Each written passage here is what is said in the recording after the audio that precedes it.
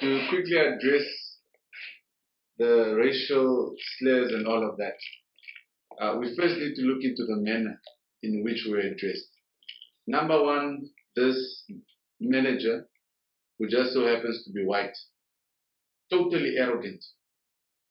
Now, he most probably think this is 1400 or 1600, where there were white supremacists, because his tone and his action speaks to a white supremacist. Unfortunately, this is a new Namibia. This is a dawn of a new Namibia, where we will not tolerate such white supremacist tendencies.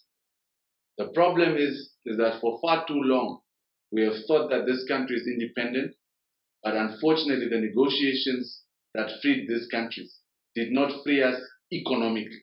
And as a result, we have these white supremacists who still think that they can run and do as they please in this country. We went to Chita Cement. We asked politely the guards who were at site to say that we'd like to speak to management. The guards opened the door for us. We did not forcefully enter that premises. So for them to then allege that we are illegally trespassing, if your security guard who's at home allows me to enter your house, how am I trespassing? Trespassing on what basis? So as for the racial remarks, I think this white boy must sit down and he must stop being a crybaby. We are dealing with serious matters. We don't have time for crybabies. A black person can never be a racist. I've never racially discriminated against people telling them that they must move to Katutura, or racially discriminated in terms of economic class. So a black person can never be a racist, under no circumstances. Who are the people who said that certain people are allowed to go onto a bus, or certain people, that door is only for blacks, that door is only for whites? I never did that. Have I ever done that? Who have I ever subjected to say that you, based on your color, you cannot enter this school, you cannot get this type of education? So these white supremacists, they must stop with their crybaby tendencies, because we are dealing with real issues here. And as for him, we'll still deal with him, because we are now established fact that is nothing but a liar, and we'll ensure that that liar goes to prison, because he said it that there are no illegal Chinese immigrants there. So if there are no illegal Chinese immigrants, why then were 8 Chinese arrested today? And we have it on record, and we have it on good authority, that when the police went there that particular evening on Tuesday when we were at the visitation day, they only called 30 of the many Chinese that apparently most probably had documents or valid documents, and the rest were kept in the tents or the hostel that they currently have there at Chita Cement. If we go there to Chita Cement, we should not even call it Chita Cement. We should call it China Home or Chinatown, because the amount of Chinese that are there is worrisome.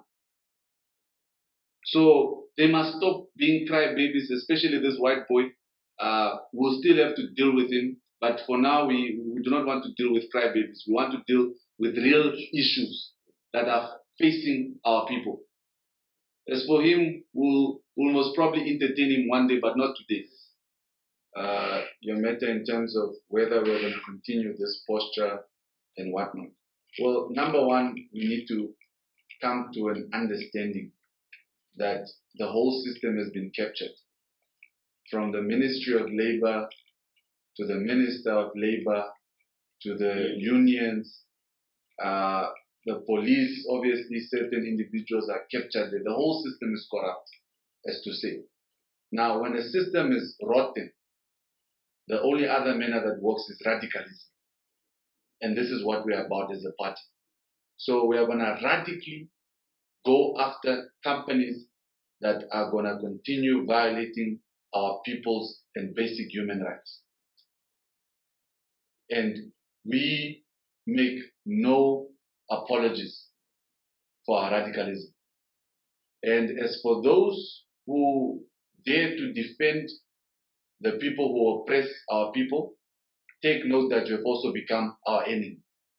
If you are an enemy of our people, then automatically you are an enemy of Namibia economic freedom fighters. And by this, we simply mean, and we simply say that there are those individuals, black, white, Chinese, or whatever nationality they are. Take note that if you dare to defend those who are oppressing our people, we will fight you as well. Whatever form that we use, obviously we will see what is within the confines of the law, and where the law, obviously, the relevant authorities are failing us, then we'll see how to take matters into our own hands. Thank you. Yes. Often people confuse radicalism for vandalism. Yes. There's a difference between the two. Radicalism simply means that if the old way is not opening doors, yes, then we try a new way. We have failed over the past 32 years. Our people still until today do not have land. Land still remains a key question in this country. Our resources still remain in the hands of a few. And why is that the case? It's because we've been trying this willing buyer, willing seller, willing everything. Sometimes if things are not willing, then let us try radicalism. We did it once and things have started to move. Now, if we sustain and continue to do so, how many more working class Namibians are we not going to free? And this is a stern warning to all the companies operating here in Namibia, that get your houses in order, because if you don't get your houses in order, we'll come and sort them out for you. Is it perhaps any kind of working together with other movements who are also using the same approach?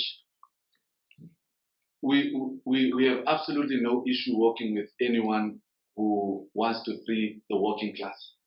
The goal here is for us to attain economic freedom in our lifetime.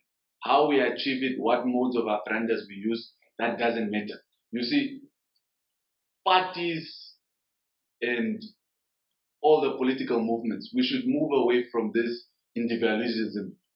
Because if you can work with the following party, and the following party, you can work towards the common good of the people. That is what matters the most.